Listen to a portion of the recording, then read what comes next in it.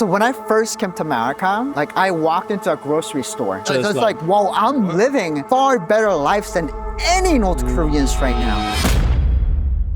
Do you got any questions for me? Yeah. You know, actually, before that, let me ask you a question. Yeah. What is your favorite thing about Kim Jong-un? That I haven't met him, so that's a good thing. There you go. What would you do if you woke up in North Korea tomorrow? Man, I don't know much about North Korea, but I would say I'll probably not even know that I hate it. There you go. You wouldn't even know that you're brainwashed. You wouldn't even know that you're oppressed. Yeah. I just gotta eat one bread a day or whatever, There you go. Whatever the meal is. Yeah. Hey, I'm Charles, by the way. What's your name? Christian. Nice to meet you, Christian. All right, what's your question? Here you go. Yeah, so my question would be North Korean. How'd you get here? Great question. So I escaped North Korea twice. First time when I was 14 and second time when I was almost 17. And both times I swam across the river. I'm impressed. Yep. And then I came to China side. And then the second time, I got captured and sent back to North Korea. But the second time when I escaped, a pastor basically helped me to get to my dad's house. And then my dad found a broker that smuggles North Korean refugees out from China to South Korea.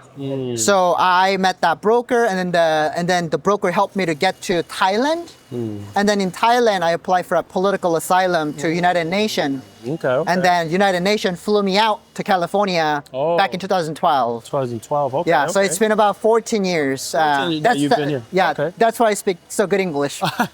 So when you were in North Korea, what made you want to leave? How did you know that there was something outside of? There you go. Yeah, that's such a great question. So, North Korean, when you think about North Korea, it's like no freedom of information, no freedom of movement, no freedom of speech.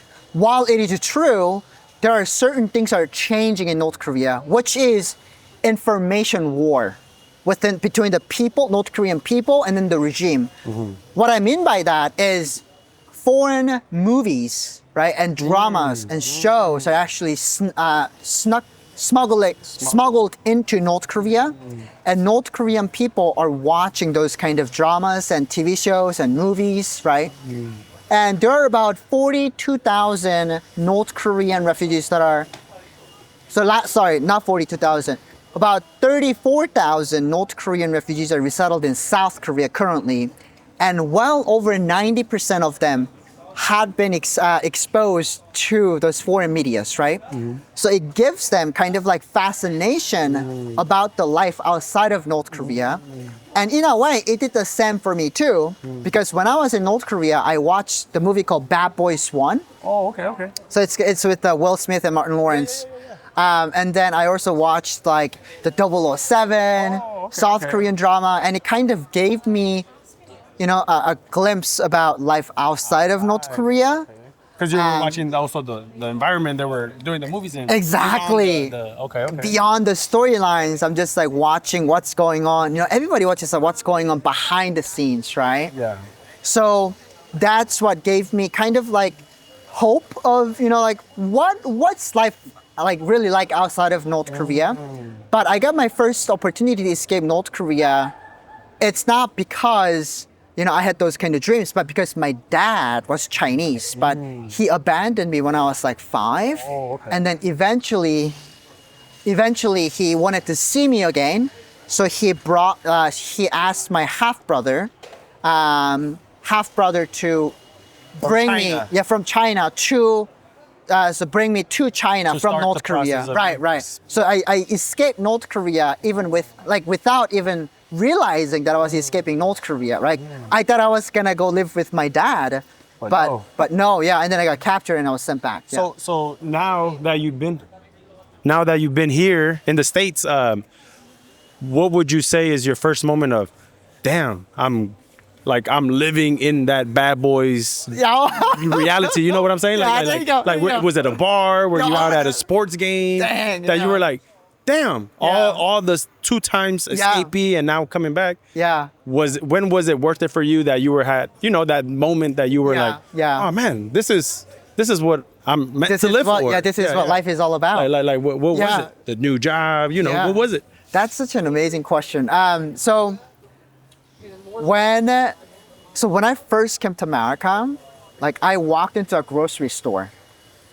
I walked into a grocery store and I went to like a fruit and vegetable like sections, and it was winter. It was December, right? It was December of California, right? in California, and just seeing all sorts of like different kind of vegetables that were just right there For your taking, yeah. For my taking. Like in North Korea, we don't have that. Oh, it's only seasonal? It's only Whatever seasonal, the food is? Oh, right? wow. Right. So like fresh vegetables, like pickles, cucumbers, and potatoes and tomatoes and all of those kind of things are only available short time. But just like the year-long availability, that was kind of like, whoa. This is different, yeah. This is like really different. Yeah. And again, like I didn't know much about America, nor like life in America, right? But also going to Ross, Okay. right? Going to Ross and just like, so I had a foster family and they put me in a car and then we drove, right, to Ross. Like as an American, it's like, this is a normal thing, right? Right. But to me,